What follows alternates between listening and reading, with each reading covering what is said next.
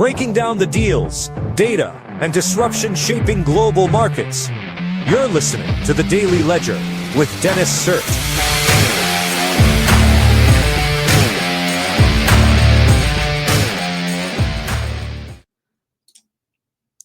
Hey folks, good morning.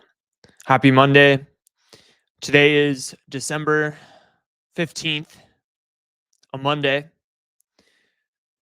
You're listening to The Daily Ledger Show, and I am your host, Dennis Sert. Great to be here with you here today. Just want to start out. It was kind of wild, kind of in a bad way over the weekend, and my condolences go out to the families of the victims. I don't really want to get into it on this show, so I'll leave it at that. Nevertheless, we have some stories to get into here today. Should be short and sweet. Let's go ahead and start out with some of the macro trends.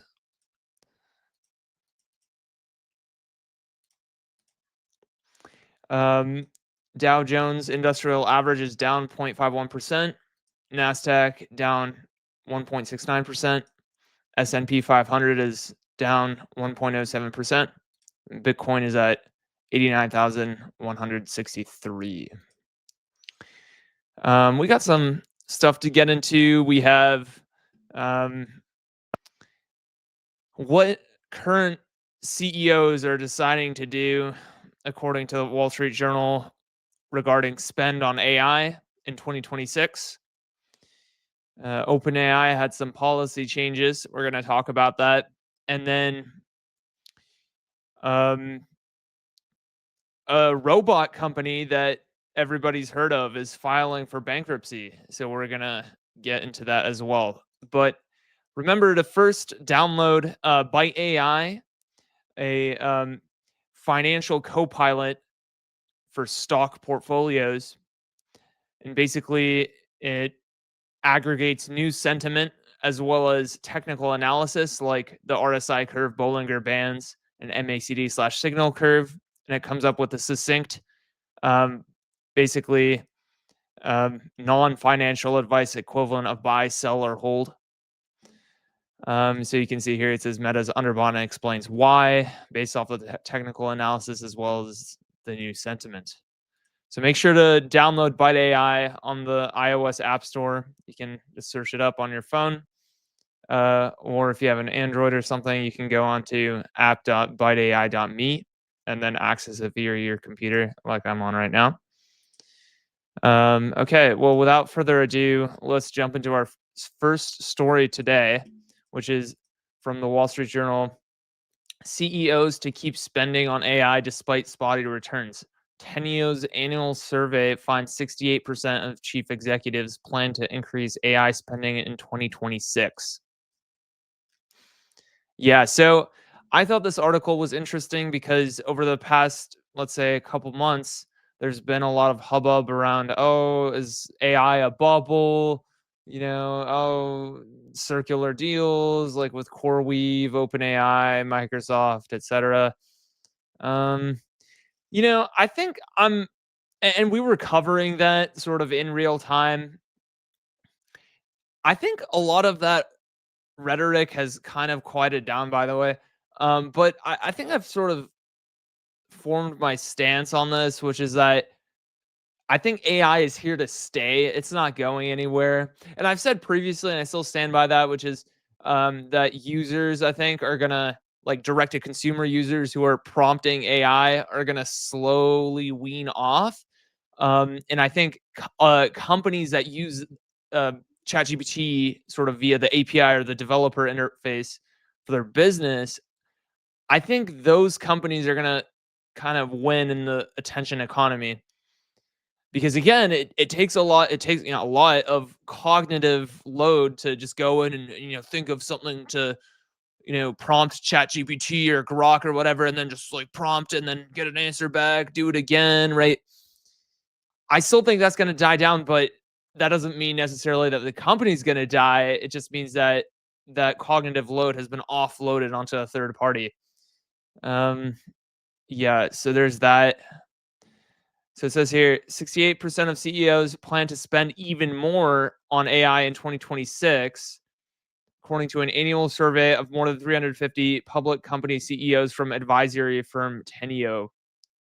Less than half of current AI projects had generated more in returns than they had cost, respondents said. Yeah, so it's not very cost effective at the moment, but that's kind of how it is with emerging technology. And I say emerging technology, and it's been 3 years. Yeah, I've also kind of criticized big companies for kind of being very slow, walking on eggshells. Like, oh, we have to wait 3 years before we kind of get our hands dirty with AI. Well, it's like, okay, um, it's just kind of dumb. Like, why not just pick it up? Like, I was on ChatGPT the day it came out in like October 2022, November. I mean, yeah.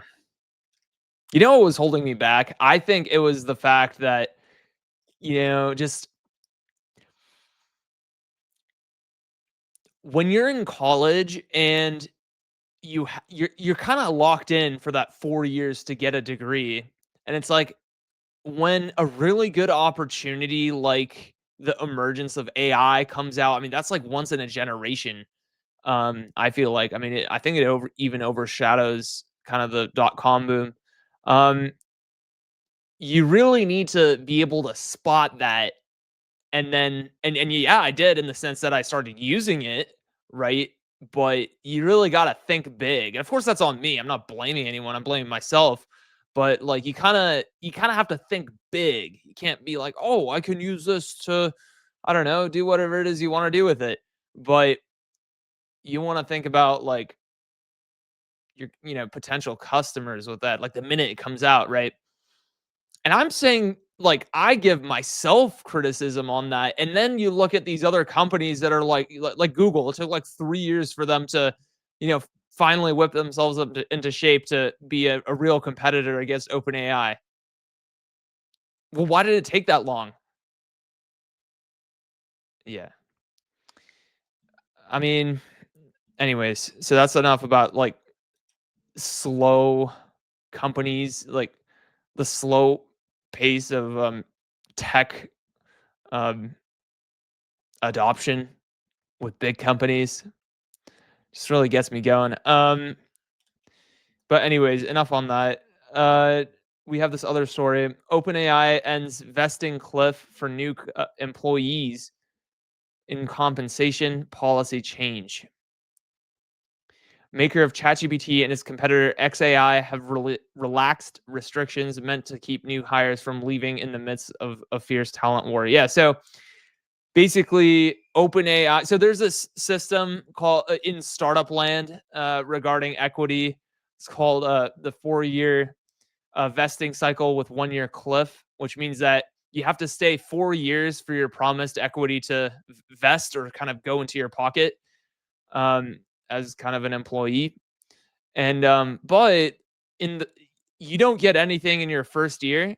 You have to kind of, that's why they call it the cliff. You have to wait that 1 year cliff, and then you get 25%, 25% of what was promised, and then the following year it kind of linearly increases after that. So then you get another 25% by the end of your second year, then you get 75% by the end of your third year, and then finally at the end of your fourth year you get 100% of your promised equity, right? um but anyway, seems like OpenAI has followed XAI, who did this kind of back in July. um Seems like amid this sort of talent war between these AI companies, because everyone's just like poaching each other. Um, it's almost nothing left at Apple. It's kind of weird. I mean, it's only funny because it's kind of ironic that it's like, okay, like what is going on? Like, I'm not really like rooting for the downfall of any of these companies, but it's like, so that's not why I left. But I was just like, okay, like what about decorum here? Like, if you're in a job, just kind of like relax, just kind of, it's gonna be okay. Like, you don't have to be, oh, I have to go to some other company, from like Apple to Meta or OpenAI to XAI. It's like, let's just all chill out, right? So that's why it was funny. Um, yeah. So anyway, so the story here is that OpenAI has decreased the cliff from 1 year or 12 months to 6 months. And that's in a hope to sort of keep OpenAI employees, because it sort of offers an incentive. If you go to XAI, then you get kind of a leading AI companies' shares vested sort of in you, kind of in a shorter time frame, but I guess not anymore. So there's that. Nice. All right, this is our last story for today. How iRobot lost its way home. It's filing for bankruptcy. Unfortunate. You know what kind of pisses me off a little bit about this whole thing? And this isn't a political dig. This is financial. The EU. I mean, it just seems like they're on a roll these days, right? I mean, they just sued X, formerly Twitter, 120 million euros for allegedly violating the Digital Services Act. It has to do with like the blue check mark and verification, right? Like who cares, right? It's like, oh wow, this user has a blue check mark, this one doesn't. Wow, big deal. 120 million euros though, if you're the EU. The EU also fined Apple, and I'm gonna land this plane. Just let me knock off a couple of these. The EU fined Apple 500 million euros for allegedly violating the Digital Markets Act in April regarding um, basically previously, prior to April of 2025, iOS developers were only able to get purchases direct to consumer via the Apple Store, or the App Store rather.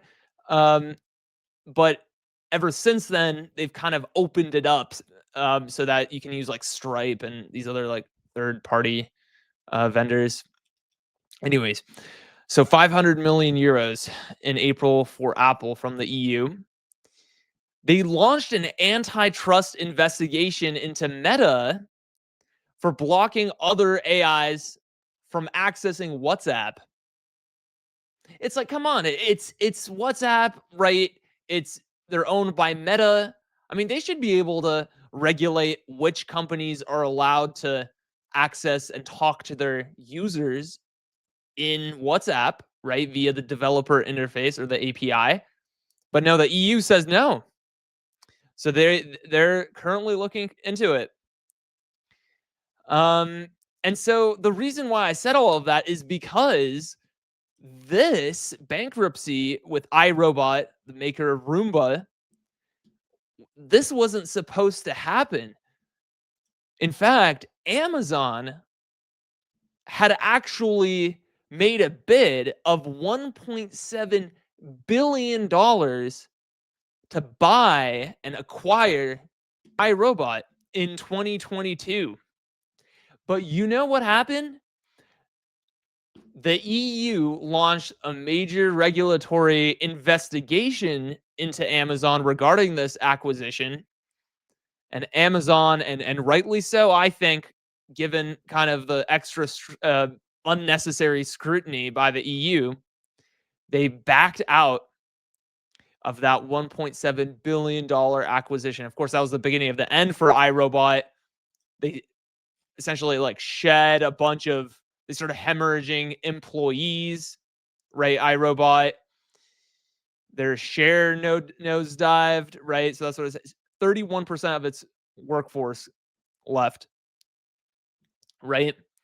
And Amazon paid the $94 million termination fee because of the breakup there. But yeah, I mean, that is just ridiculous. Like, I mean, you can kind of say the EU killed iRobot. I mean, rest in peace.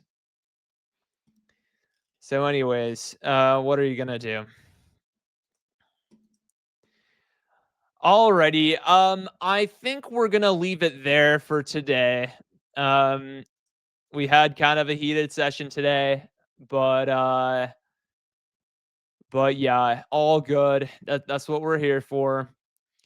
Um, Make sure to download Byte AI on the App Store. And if you access via the web app, make sure to use the code podcast20 for a 20% discount off your first month. This is Dennis Sert, and I'm signing off of the Daily Ledger Show, and I'll see you tomorrow. Peace.